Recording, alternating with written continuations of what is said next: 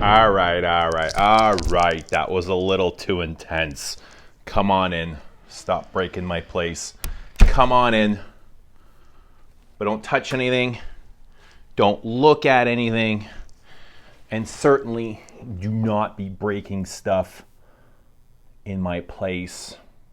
I'm going to give you my fragrance of the week, fragrance that I have enjoyed the most this week. I might make this a regular thing, having fun with that. I get interestingly asked which fragrance YouTuber would I most like to fight often enough. So this comes up quite often, and I thought, okay, let's make this a thing. We might even make it a tag video. I know you all love tags and you're crazy for tags and you come up with the absolute stupidest things to tag. So I'm going to continue the stupidity and I'm going to make this a tag video. Which fragrance YouTuber would I like to fight? Man, it's been so long since I've been in a fight. It's probably been decades, but you know, at that time I didn't mind getting into such a situation because, you know, I was young and enthusiastic and I would welcome them, but you know, I'm probably out of shape and not fit to fight, but I wouldn't back down. But the guy that I would most like to fight, and this isn't because I dislike him or anything, but I would definitely want a challenge. I like to be challenged, and I think this guy probably knows how to fight because you can see the war wounds on him. He's got the scars to back it up, and he talks a big game, but I don't think he just talks. I think, you know, he's actually walked the talk. So the guy that I would most like to fight would be the dog man, John. And for no other reason than I think he'd be a good fight. He looks like a short, stocky guy. He's got a good center of gravity, probably knows how to wrestle, and I would guess he's experienced that fighting. He just seems that kind of guy. And yeah, I think it would be a great fight. He's short, I'm tall, doesn't mean anything, but he's the guy that I would choose simply because I think he would own up to the fight. But John, you're fucking tagged. Y'all love the tag video. Who would you like to fight? Which fragrance YouTuber would you like to fight? You're my man. If we ever meet up, we can fight. We don't have to. I'm okay, perfectly okay with that. And then we can go for beers after or sniff perfume. Either or is fine with me. I would prefer sniff and perfume. I don't drink, so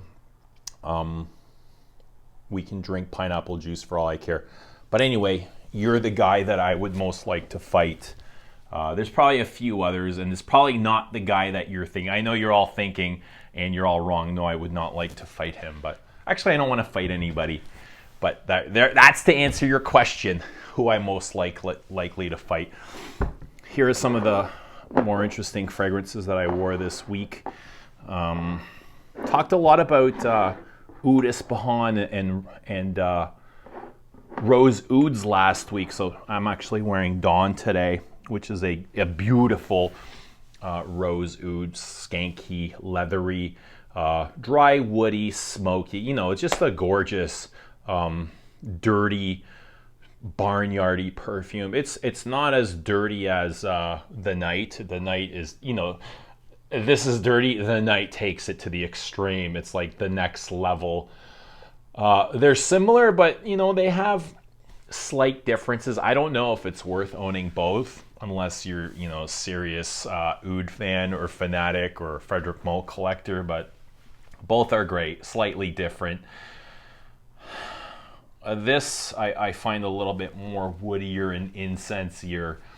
The Night might be a little bit more rosé and skank. It's definitely more skanky. It actually smells more barnyardy. But I also took these guys out for a stroll, and as much as they're all, you know, Rose Ouds, they're all very different. You know, they're all Orientals. They're all very heavy in the rose and the woods. They're all dirty, all slightly barnyard, including Ombre Nomad. You know, big surprise coming from an established brand with a clean image or a clean reputation like Louis Vuitton. But it's got some dirtiness to it. It's got a lot of leather. It's got this huge birch tar accord in there. This sparkling resinous birch, a lot of vanilla in the base. This perfume's been done before. It's almost like it's taken Rose de B and perfected it and made it, it's just obnoxiously loud. Like, all three of these are obnoxiously loud. I think that's kind of the criteria to make a rose oud. It's got to be skanky and it's got to be loud, but they're all really good. Santal Royal also, you know, it's got a little bit of skank factor, very woody, fruity, but yeah, it's just smoky. A little bit metallic in the opening, strange metallic note. I've come to the realization, I think Santal Royal is my favorite from the Absolutes d'Orient collection. And I heard a rumor, it's just a rumor, it's nothing confirmed, but from the Absolutes d'Orient, I'm hearing that Queer Intolerance is being discontinued, which doesn't surprise me because Guerlain is, you know, they're known for that kind of thing. They've discontinued Ombre Eternal. It was probably a few years after its release. Queer Intense is, I think this is the second year of its existence, so I don't doubt it for a second, but it's not confirmed, and I should probably confirm that, and we'll do that. I'm just letting you guys know what I'm hearing. Here is my scent of the week, Vol de Nuit. It's been a while since I took this out, and I absolutely love a Vol de Nuit. And I know it's, you know, from 1933, so that would make it 33 minus 20, 13 minus 100 is, what is that, 87 years old? And for 87 years old, you know, it's probably not the same as the year of release. It's probably changed quite a bit, but you know, you probably look different and smell different from the time you were born. So we got to give a little, you know, we have to be accepting of changing perfumes, climates, situations. Things change, people change, situations change, and we just got to be open-minded about that. And for what it is, for a perfume that's 87 years old and it probably doesn't smell the same as the year of release, I still love this. I've never smelt the vintage. I have the Pure Parfum, and that's glorious. This isn't as glorious as the Pure Parfum, but it's still a very beautiful perfume. To me, it's a very, we talked about, last week we talked about what perfume would best represent love. What does love smell like? And I said number 5, and as I was wearing this, number 5 kept coming up for me, and I'm not sure. It's got that same sunny disposition. It's got these solar florals, a lot of florals, green florals, not so much white florals, but it's got this beautiful waxy cosmetic-y accord. It's got that, you know, that lipstick, that woman's handbag accord, and it's so smooth, and it's so creamy, and it's so warm, and it's powdery.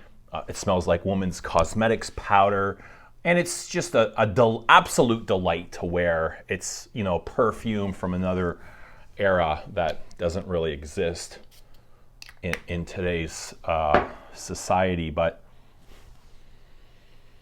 it's leathery. It's got a little bit of fruitiness to it.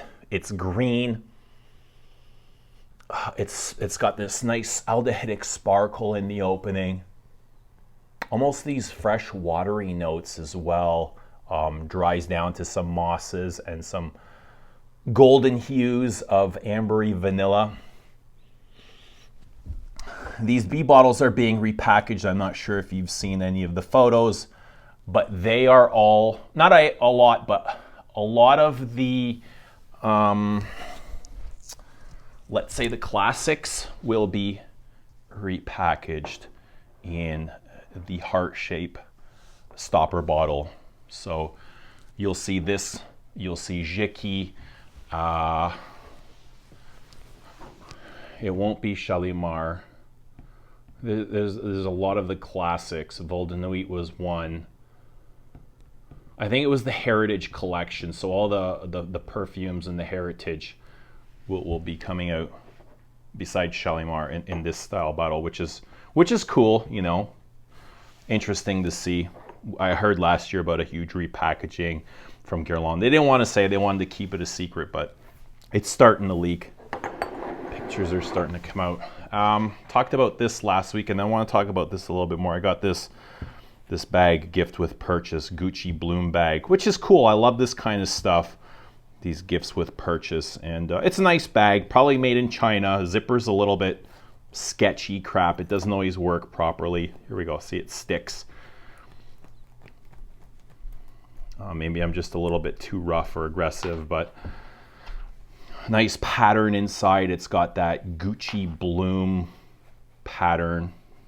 Really nice. I like it. Nice quality bag besides the crappy zipper. But there's Hortus Sanitatis, and a couple of people were asking me about this. And I have to say, I wore it once. I took it out for a full wear, and I can tell you that I absolutely love it. It's definitely not for blind buy. It can be a little bit challenging. It's not for the mass appealing or compliment getting type. I definitely would not blind buy this. It's a little bit strange and quirky, very unique. I've never smelled anything quite like this before. So it is that woody oriental, spicy, leathery, dry woods, ambers, incense, smoke. But in the heart of this, which I never got on the paper strip or any resemblance at all on the strip in my first impressions unboxing video, you know, I got a lot of green, vegetal, earthy notes, but on skin, this got really mentholated on me. And I think that's kind of what the color of the bottle is, that blue. Actually, it's more of a green turquoise, but this became really mentholated, almost like that muscle reliever A535, that rubbing cream. Also, I got this topical cream, like Band-Aid cream. It had a lot of that going on. This like an antiseptic ointment. Really strange, really bizarre. Kind of reminded me of the other Gucci, the Guilty Absolute. But more so, you know, it took that antiseptic ointment, topical Band-Aid thing to another level, an even higher level. So really love, like, I'm absolutely obsessed with what Gucci is doing in this private line. It's definitely a line worth checking out. You know, it's really surprised me. The first time I saw him and looked at the bottles, I was like, I wasn't really fancying the artwork. I thought it was a little bit tacky, but we know Gucci is known for all their tacky stuff. But this collection it will, you know, challenge some of the higher echelon designer exclusive brands. Maybe even some niche brands. I think it's almost a mix. It's a good, healthy mix of designer exclusive, maybe even challenging niche. Some of these are quite outrageous and really well done. So there you go, Alberto Morillas. You know, who knew? Like, all I was expecting from him or have known from him has been freshies this whole time. But this is, you know, some of his best work that I'm familiar with are these Gucci exclusives. So there you go. There you go. Perfume that I enjoyed the most is Vol de Nuit. And I also enjoyed this a hell of a lot too. Let me know what you guys have been wearing, what you've enjoyed the most this week. Let me know which YouTuber you would most like to fight. I'm curious. And all for fun, you know. Nothing violent. We don't want anybody hurt. We don't want to see anybody damaged or crying or any of that. But anyway, drop a comment down below. Thanks for watching, and we will see you soon.